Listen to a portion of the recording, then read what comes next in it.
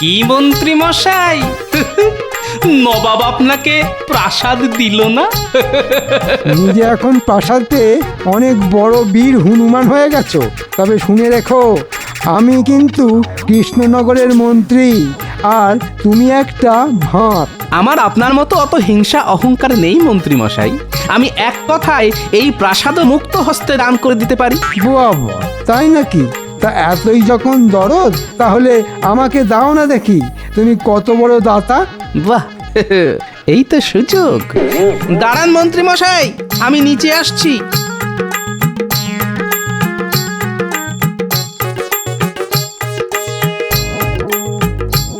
আজ থেকে এই বাড়ি আপনার, আর বাড়ির সমস্ত দায় দায়িত্ব, দেনা পাওনা, খরচাপাতি সবকিছুর ভারও আপনাকেই নিতে হবে।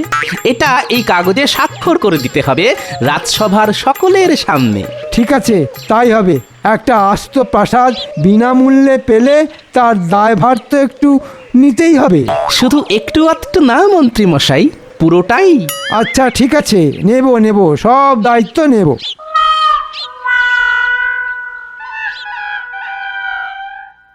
তাহলে মহারাজ, আজ থেকে গোপালের প্রাসাদ আমার হয়ে গেল। হ্যাঁ, সে তো হলোই। তার সাথে ওই প্রাসাদের সব দায়ভার, খরচপাতি সবই আপনার। এই প্রাসাদ এখন আমার। কি আনন্দ, কি আনন্দ! গোপালের থেকে এই প্রাসাদ হাতে নিয়ে আনন্দটা আরো বেশি হচ্ছে। আমি আর ভাবতে পারছি না। কে তোমরা? হঠাৎ করে আমার সামনে এসে দাঁড়ালে কেন? আচ্ছা, আপনি কি এই গোপাল ভাঁড়ের থেকে এই প্রাসাদটা কিনে নিয়েছেন? গোপাল আমাকে এই প্রাসাদ দান করে দিয়েছে।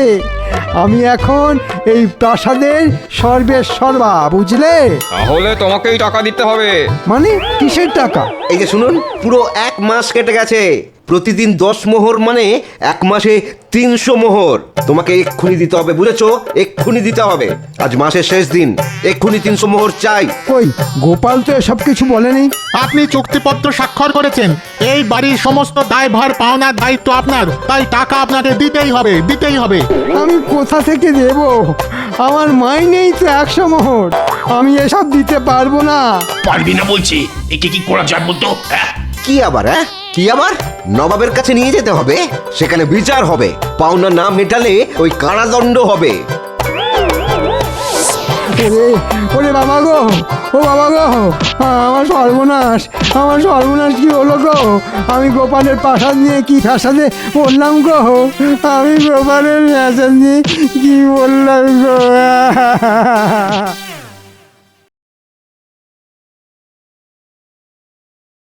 গিন্নি, আমি চুলটা একটু কেটে আসি। কি বললে? চুল কাটতে যাচ্ছ? আহা, মুখে নেই গোঁফ দাড়ি, মাথা ভর্তি টাকের হাঁড়ি, ঘাড়ের নিচে বাবরি চুল, নাড়ালে দোলে দুল দুল। সেটা আবার কাটতে যাচ্ছে। আহা, একটা শুভ কাজে যাবার সময় টাক নিয়ে টিপ্পনি কেটো না তো।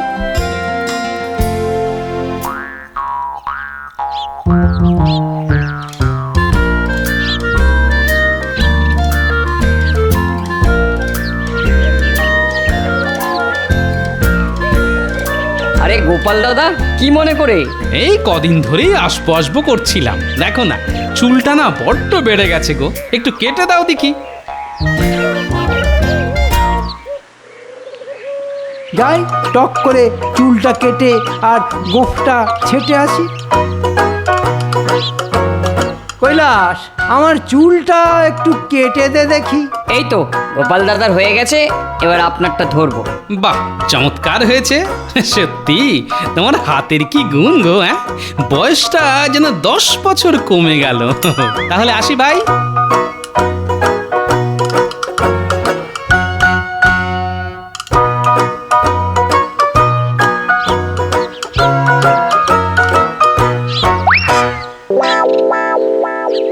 বলি গিন্নি, গিন্নি একটু শুনে যাবে? কি হয়েছে? যা বলবার তাড়াতাড়ি বলে ফেলো। কেন গো, কিসের এত তাড়া তোমার? বলি আমি ডাকলেই কি তোমার তাড়া লাগে? এমনি এমনি তো ডাকনি, নিশ্চয়ই কিছু মতলব আছে। সোজা কথা বলে দিচ্ছি, আমি এখন তোমার কোনো কাজ করতে পারবো না। হ্যাঁ, ভাত চাপিয়ে এসেছি। আহা গিন্নি, রাগ করছো কেন? আমি একটা ছোট্ট কাজের জন্যই তোমাকে ডেকেছি গিন্নি। কাজটা খুবই ছোট, সামান্য, তুচ্ছ। আচ্ছা ঠিক আছে ঠিক আছে, আমাকে বেশি বোঝাতে হবে না, আমি বুঝে গেছি তোমার থেকে আমার বুদ্ধি কিছু কম নয় গো। তাই নাকি? তা বলো শুনি, তুমি কি বুঝে গেছো? কেমন তোমার বুদ্ধি? তোমার হাতের ওই পুরনো নোংরা গামছাটা দেখে যে কেউ বুঝতে পারবে যে ওই গামছা তুমি সেলাই করে আবার ব্যবহার করার চিন্তা করছো। এটা পুরনো?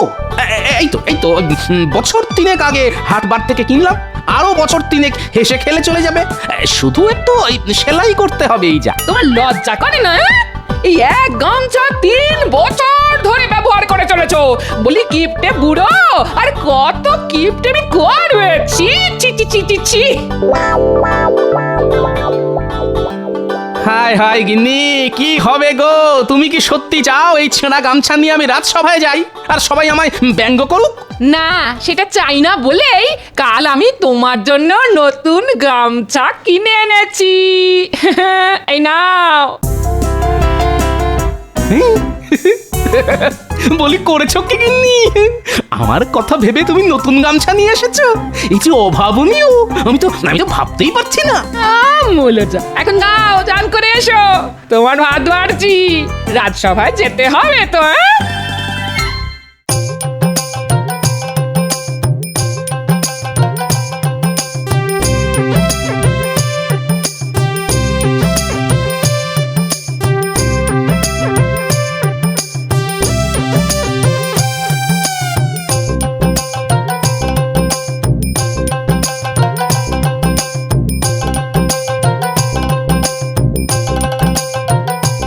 এই দেখুন মহারাজ, এটি আমার গিন্নি আমাকে উপহার দিয়েছে।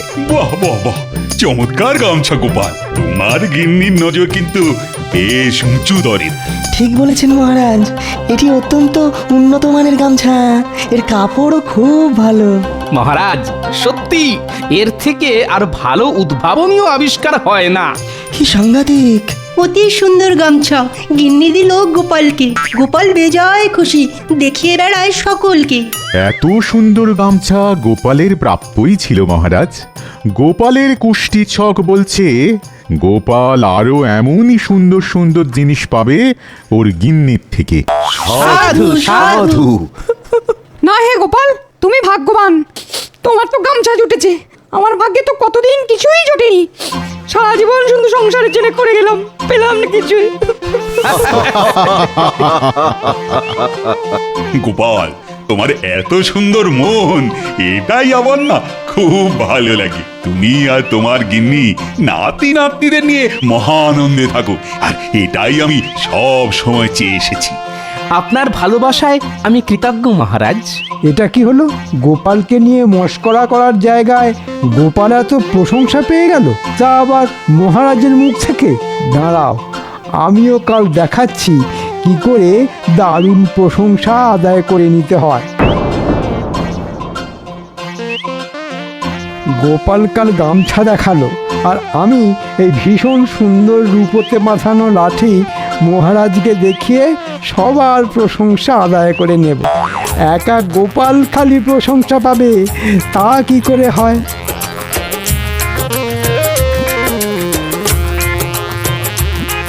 মহারাজ, আমি সব সময় দেরি করে আসি বলে মন্ত্রী মশাই আমাকে বাঁকা কথা বলে, কিন্তু আপনি লক্ষ্য করে দেখবেন মহারাজ, এখন কিন্তু আমি আর দেরি করি না, বরং মন্ত্রী মশাই নিজেই দেরি করছেন।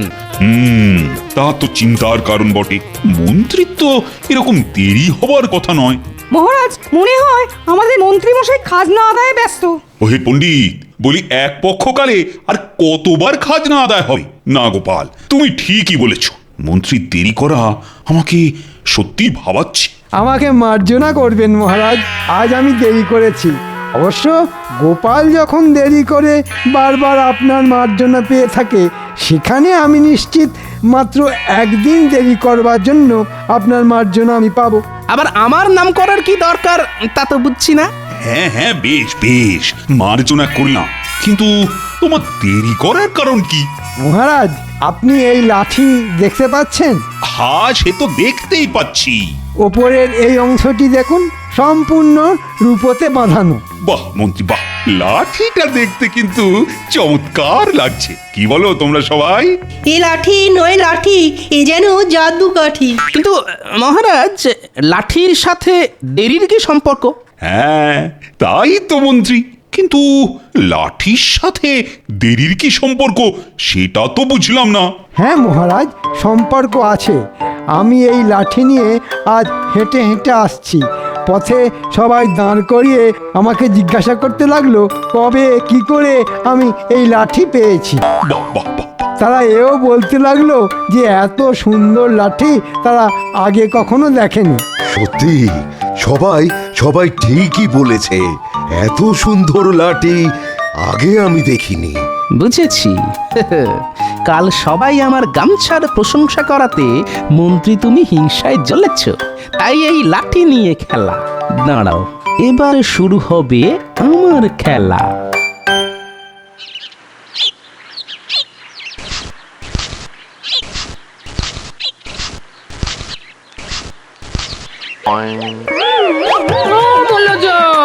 বলি কি ভীমরতি ধরলো?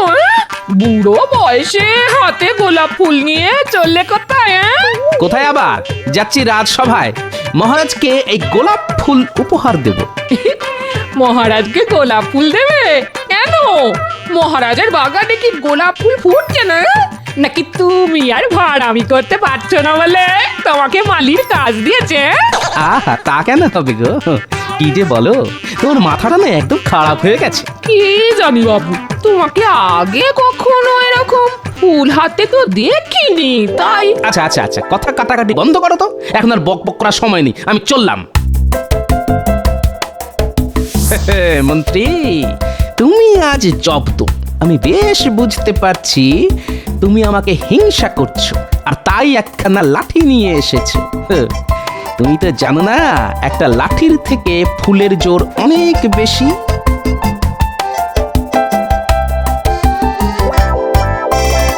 এটা কি হলো? গোপাল কি মহারাজকে গোলাপ ফুল উপহার দেবে নাকি? সর্বনাশ! মহারাজ তো আনন্দে গোপালকে অনেক আশীর্বাদ করবে। না, এটা কিছুতেই হতে দেওয়া যায় না। আমি আসছি গোপাল। হ্যাঁ,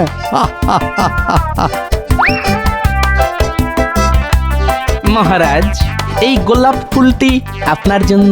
করেছো কি গোপাল? আহা, কি চমৎকার ফুল! এত সুন্দর ফুল অন্য কোথাও নয়, আমার বাগানেই যেন শোভা পায়। দেখেছো সবাই, গোপাল আমাকে কত ভালোবাসে। ঠিক বলেছেন মহারাজ, গোপালের আপনার প্রতি ভালোবাসার কোনো তুলনাই হয় না। আহা, এই সুগন্ধি গোলাপের গন্ধে আহা, মনটা একেবারে জুড়িয়ে গেল।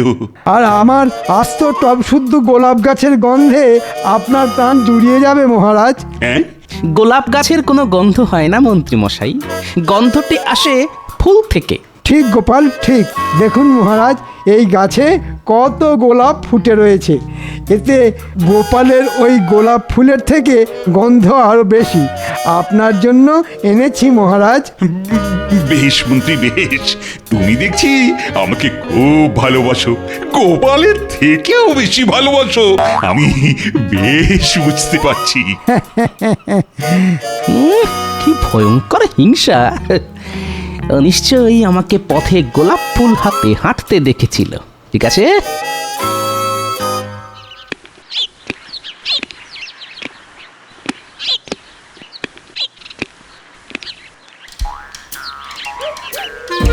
কি বুঝছো গোপাল? আপনি যথেষ্ট বিচক্ষণ মহারাজ, আপনি সবই বুঝতে পারছেন। প্রথমে লাঠি, তারপর টব শুদ্ধ ফুল গাছ, যা যা তুমি করছো আমার মন্ত্রীও ঠিক তাই তাই করে চলেছে। মন্ত্রী আমাকে কোনোদিনই পছন্দ করে না, সে তো আপনি ভালো করেই জানেন মহারাজ। কিন্তু এখন দেখছি হিংসার মাত্রাটা খুবই বেশি। তা আর কি করা যাবে, এইভাবেই চলুক। না মহারাজ, আমার অনুরোধ যদি আপনি রাখেন তাহলে মন্ত্রীকে আমি জব্দ করতে পারি। তা কিরকম জব্দ? মহারাজ, আপনাকে একটু অভিনয় করতে হবে। অভিনয়? তা কিরকম শুনি? আমি আপনাকে আমার জন্য একটা প্রাসাদ বানিয়ে দেবার অনুরোধ করব। সে কি গোপাল, একটা পুরো প্রাসাদ তোমার চাই? কই আগে কোনোদিন বলনি তো। না মহারাজ, আগে বলিনি, জানি আপনি না বলবেন, কিন্তু আমি যদি নবাবকে একটি প্রাসাদ আমার জন্য বানিয়ে দিতে বলি। তুমি কি বলছো না গোপাল? আমি কিছুই বুঝতে পারছি না। নবাব তোমাকে প্রাসাদ বানিয়ে দেবে? হ্যাঁ মহারাজ, এবং আপনি তাতে সম্মতি দেবেন, এটাই অভিনয়। আমি আপনার কাছে চাইবো, তাতে আপনি না বলবেন, কিন্তু নবাবের কাছে চাইতে যেতে পারি কি না এই প্রশ্নের উত্তরে আপনি সম্মতি দেবেন। আমার না কিরকম সব গুলিয়ে যাচ্ছে। আপনাকে শুধু এইটুকুই আমার জন্য করতে হবে মহারাজ। আচ্ছা আচ্ছা আচ্ছা, ঠিক আছে ঠিক আছে। মহারাজ, আমার একটি বিনীত আবেদন আছে আপনার কাছে। আপনি যদি আমার আবেদনটি রাখেন তাহলে আমার খুব উপকার হয়। তা বলো শুনি, কি তোমার আবেদন? মহারাজ, আমি একটি প্রাসাদ বানাবার আবেদন রাখছি আপনার কাছে। ওই একচালা মাটির বাড়িতে থাকতে আর মন চায় না মহারাজ। অসম্ভব গোপাল, তোমার এই আবেদন আমার পক্ষে রাখা সম্ভব হচ্ছে না। গোপালের মাথায় সম্ভবত কোনো রোগ হয়েছে মহারাজ। গোপালের এখন কি মহারাজের মতন প্রাসাদে থাকবার শখ হয়েছে? আমার খুব প্রয়োজন, তাই আমি আবেদন করেছি। কিন্তু গোপাল, তোমার কুষ্ঠিতে প্রাসাদে থাকা নেই যে। ওহে গোপাল, এ হলো ওই মনের অসুখ। আমার কাছে এর পাচন আছে। ঠিক আছে মহারাজ, আপনি শুধু এইটুকু অনুমতি আমাকে দিন যাতে আমি নবাবের কাছে প্রাসাদ বানানোর আবেদন করতে পারি। গোপাল, তোমার কি মনে হয় নবাব তোমার কথা শুনবে? দেখাই যাক না কি হয়। বেশ, এই অনুমতি আমি তোমাকে দিচ্ছি। তুমি নবাবের কাছে প্রাসাদ বানানোর জন্য আবেদন করতেই পারো। এবার নবাব তোমার আবেদন রাখবে কিনা সেটা তার ব্যাপার।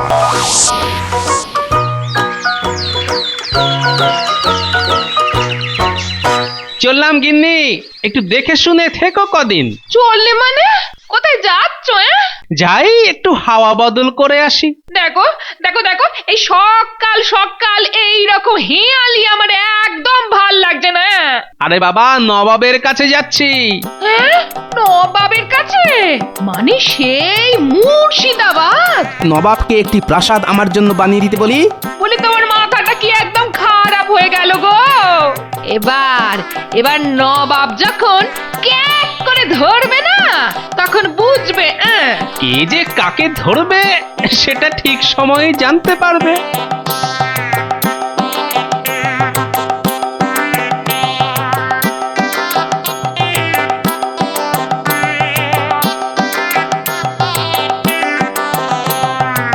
গোপাল, কি ব্যাপার? এরকম আচমকা তোমার আগমন তো আগে ঘটেনি। তোমার রাজার শরীর ভালো আছে তো? হ্যাঁ, কি বলো উজির? আগে হ্যাঁ জাহাপনা, গোপাল নিশ্চয়ই কোনো আবেদন নিয়ে এসেছে। আবেদন কিরকম শুনি গোপাল, বলো দেখি। হ্যাঁ নবাব বাহাদুর, আমার আবেদন হলো আপনি আমাকে একটা প্রাসাদ বানিয়ে দেবেন, আমি সেখানে থাকবো। গোপালের ইচ্ছে হয়েছে প্রাসাদে থাকবে, বাহ, শক্ত মন্দ নয়। তা কৃষ্ণচন্দ্র তোমাকে অনুমতি দিয়েছে গোপাল? হ্যাঁ হুজুর, আমি মহারাজের অনুমতি নিয়েই এসেছি। বেশ বেশ বেশ, আমি তোমাকে প্রাসাদ বানিয়ে দেবো, কিন্তু একটা শর্তে। শর্ত? হ্যাঁ শর্ত। সেই প্রাসাদ বানানোর খরচা তোমাকে কিন্তু সুদে আসলে দিতে হবে। একেবারে দিতে পারবে না জানি, তাই প্রতি মাসে মাসে দিতে হবে। বলো রাজি? রাজি হুজুর, রাজি রাজি। তবে প্রতি মাসে ঠিক কত মূল্য দিতে হবে সেটা বললে খুব ভালো হয়। খাজাঞ্চি, মূল্যের পরিমাণ কত হতে পারে?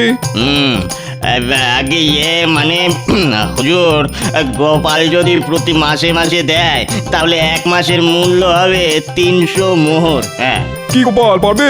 নবাব বাহাদুর, প্রাসাদ বানানো শেষ হবার ঠিক 6 মাস পর থেকে আমি দিতে পারবো। আগে কিছু টাকা পয়সা জমিয়ে নিই, প্রতিদিন 10 মোহর করে মাসে 300 মোহর দিতে পারবো। 6 মাস? কিন্তু এই 6 মাস কি হবে? চিন্তা করবেন না নবাব সাহেব, এই 6 মাস আমি আপনার হয়েই কাজ করব, অন্য কোথাও যাব না। বাবা বাবা, এই তো সুযোগ, এই হাতছাড়া করা যাবে না। গোপালের বুদ্ধি এবার থেকে আমার হয়েই কাজ করবে। বেশ, তোমার প্রস্তাবে আমি খুশি, তুমি আমার হয়েই কাজ করবে। হ্যাঁ মন্ত্রী, এবার তুমি জব্দ হবে।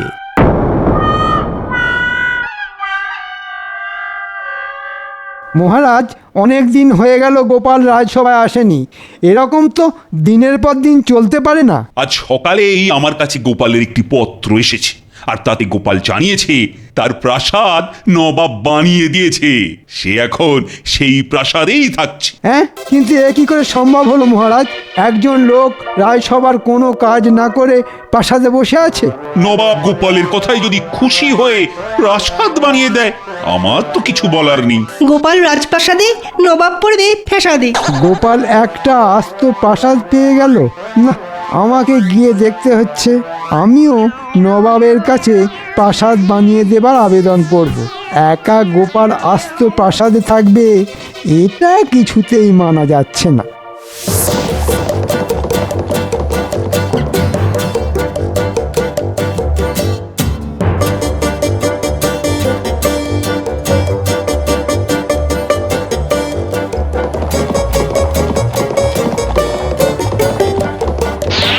চমৎকার, আরাম করে বসে আছো। কি মনে হচ্ছে নিজেকে মহারাজ?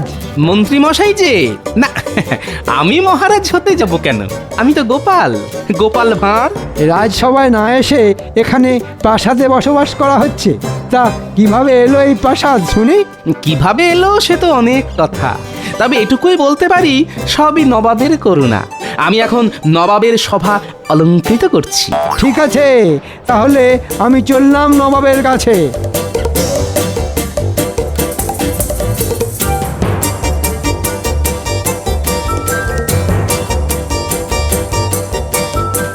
কি খবর মন্ত্রী? তুমি কৃষ্ণচন্দ্রের রাজসভাতে না থেকে এখানে হাজির হলে কেন? তোমাকে তো আমি ডেকে পাঠাইনি। নবাব সাহেব, আমি একটা আর্জি নিয়ে আপনার কাছে এসেছি। সবাই তাই আসে। শুনি শুনি তোমার কি আর্জি? আপনি গোপালকে যেমন প্রাসাদ বানিয়ে দিয়েছেন, সেই রকম আমাকেও বানিয়ে দিতে হবে।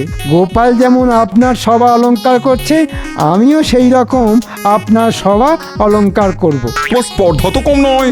দূর হয়ে যাও এক্ষুনি চোখের সামনে থেকে। তোমার মুখ আমি দেখতে চাই না। আজ্ঞে হুজুর। যাও।